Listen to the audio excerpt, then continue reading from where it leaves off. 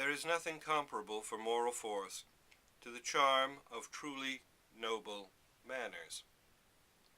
The mind is, in comparison, only slightly and transiently impressed by heroic actions, for these are felt to be but uncertain signs of a heroic soul. Nothing less than a series of them, more sustained and varied than circumstances are ever found to demand, could assure us, with the infallible certainty required for the highest power of example, that they were the faithful reflex of the ordinary spirit of the actor.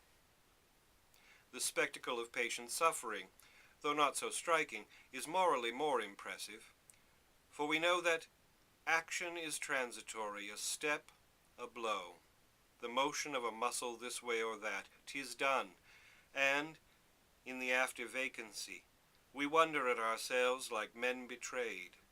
Suffering is permanent, obscure, and dark, and has the nature of infinity.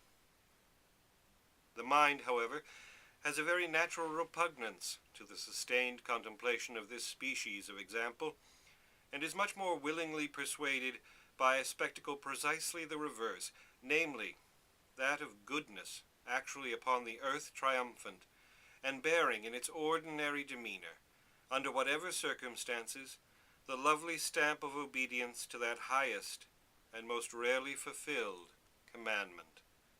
Rejoice evermore. Unlike action or suffering, such obedience is not so much the way to heaven as a picture, say rather a part, of heaven itself, and truly beautiful manners will be found upon inspection to involve a continual and visible compliance with that apostolic injunction. A right obedience of this kind must be the crown and completion of all lower kinds of obedience.